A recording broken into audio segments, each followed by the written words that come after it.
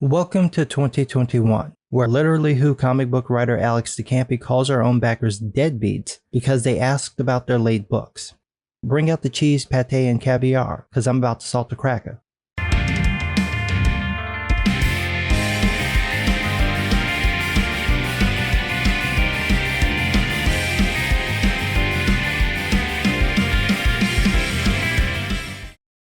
Your boy Zach did a video about this, and I actually had to stop listening to it because listening to the stream of arrogant fuckery Alex de Campi posted on Kickstarter was pissing me off.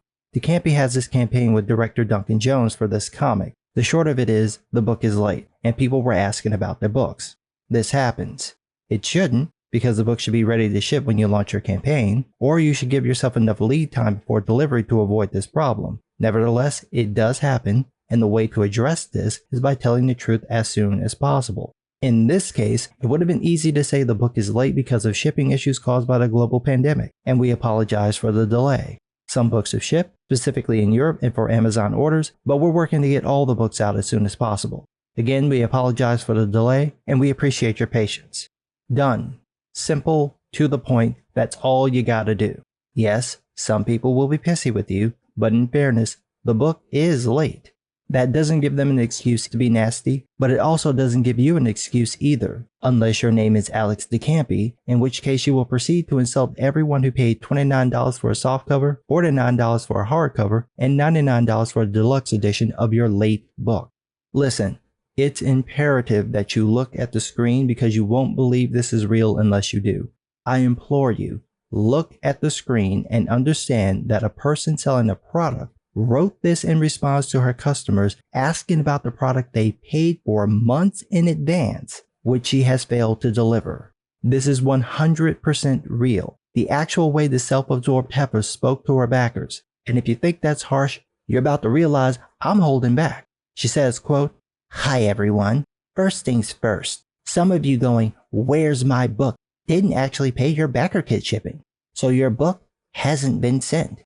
This is how she starts the post. This is the update to let people know why the book is late, and she starts by insulting people and being the complete condescending, what's that word that Brits like Alex de Campi like to use? I mean, to start off like this. Here's a thought. Why not contact people to let them know they didn't pay the shipping? Why not follow up to see who completed the process and notify whoever didn't? Did you make it clear to them that it needed to be done? Did you send reminders to let people know? The process with Backer Kit is kind of convoluted. Why not send a follow-up email explaining how it works? No, that would make too much sense. So instead, you talk down to them like they're so beneath you, it's actually a waste of your time to even think about them. She says, quote, "There's like 200 of you. We re-invoiced all the deadbeats." What? No. I know Marshmallow didn't just say that shit. I gotta read that again. We re-invoiced all the deadbeats. Who the fuck do you think you are, Cotton Swab? Who? You're calling the people giving you money in the middle of a pandemic for some book they don't even need deadbeats? Look, I know you think this shit is cute. This is not cute. This is not endearing. This is fucking amateur and disrespectful, and you know full well if anyone talked to you this way, you'd pitch a fit. What a total embarrassment. And she admits in the update the backer kit process is such a mess, she's not going to use it anymore. But in true self-absorbed fashion, she blames the customer, quote, "So if you're like, I kind of blew off my backer kit, maybe get on paying that recent invoice so we can send you your stuff." You know, your boy Zach thought this might be some kind of tism, but no. Alex de Campi is not autistic. Alex de Campi is an asshole. She's what my uncle used to call an uppity white woman. This is peak Karen, and she ain't no upper middle class wasp either. No, she's purebred, straight from merry old England, 100% uncut snowflake. The hubris, the sheer fucking hubris to talk to people like this who are giving you their money.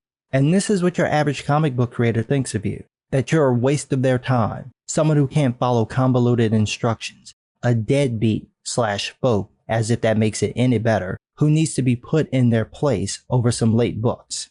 In any other business, if you wrote this on your social media page, you'd be fired. They wouldn't even talk to you, they just fire you. If you were running a business, This would be the end of your business. Once it got out that this is how you treat customers, you'd be done. But the comic book industry is full of small-minded people with massive egos, so they say shit like this out in the open as if it will have zero impact, and they're smug, which is why Little Miss Angel Dust brags about how books got to Europe and how people in North America should have gotten theirs. It's not like she could be bothered to check, and anyone who didn't just didn't pay the shipping on BackerKit or bought a bundle, so the rest of it isn't ready. And to be fair, that paragraph is fine. It's the bullshit that follows that's the problem. Quote, "We're still waiting for confirmation on the hardcover and deluxe books and the Kickstarter extras arriving in both the US and German warehouses. As soon as we actually touch them, we will post and let you know." Again, look at the screen. She wrote "actually touch them" in caps, which tells you her tone. Bitch, you're being asked why the books are late, not to explain what a Terminator is. Why are you being snotty about it? Who in the hell do you think you're talking to?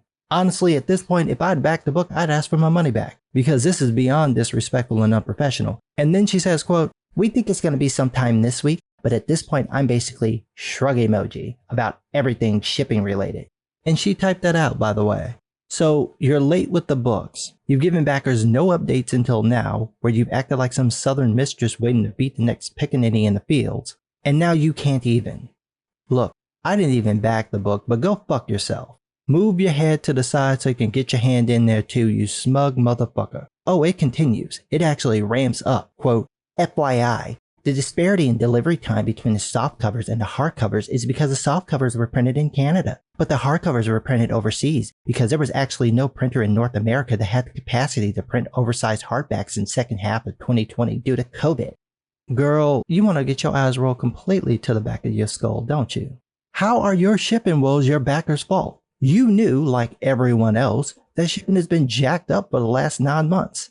All you had to do is tell people about the situation. That's all you had to say. If they don't like it, tough. There's nothing you can do to make people print or ship faster. But to be so smug about it only makes you look like an asshole. And because Alex the Cracker really wants you to hate her, she says, quote, "To a couple of people whining that in this massive fucked up pandemic-ridden logistical nightmare of a year, their European softcover hasn't arrived, but the book is available on Amazon UK, I would remind you a few things. Would that include that karma is a bitch, and you know bitches like to run together, so it won't be long for her to find you. 1. You all beat us up to get the lowest shipping price possible, which meant way lower shipping because the books had to go to a European distributor, and you can't have it both ways, friends. But they can find you, bring the books with them, turn them some bitches sideways, and shove them straight up your candy ass. You're blaming the backers for your shipping choice? They didn't make you pick a distributor. You did that. If you wanted more dependable European shipping, you should have picked that and explained the cost, or gone with the cheaper route and explained to people it would take longer for the books to arrive. This is basic business practices. Even your overeducated, privileged cauliflower ass should be able to manage it. 2. You're getting a ton of Kickstarter exclusive extras you can't get on Amazon. Correction, they're not getting a ton of extras because none of them is shipped, you smart ass. You can talk up the extras all you want, but until they're in people's hands, they don't mean a damn thing. 3. It's only the softcover on Amazon. We always said the softcover would go retail. The hardcover and deluxe are Kickstarter only. Oh, well, that makes it fine then. Problem solved. It's only one of the books Amazon got first, so only all the people who backed it on Kickstarter were fucked, but only the softcover ones were fucked sideways. But that's not the one. This is the one. Quote, "Lastly, 4. I'd really like to see you do better." Bitch, fuck you. Yo, trifling ass, do better. Fuck you. Why don't you do better, you stuck-up asshole? These people gave you their money, and you have the nerve to lecture them about support over the holidays and people being spoiled from ordering from retailers and expecting 24/7 service. Motherfucker, these people have lost their jobs. They lost their homes, their family. Whole swaths of people who never expected to have a problem had their entire lives upended. And you gonna stand there and lecture people over asking about their late books after they've given you their money they probably shouldn't have even spent? Alex, sit your $5 ass down before I make change. Don't nobody want to deal with your trifling ass. Go on, get away from me. This is what the comic book industry thinks of you. This is how they talk about you. This is how they talk to you. Don't give these bitches your money. If you back this project, demand your money back. Don't ask. She ain't gonna be nice. You ain't gotta be nice. Don't ask. Demand. Demand your money back. and let everyone know this is what Alex DeCampi thinks of her customers.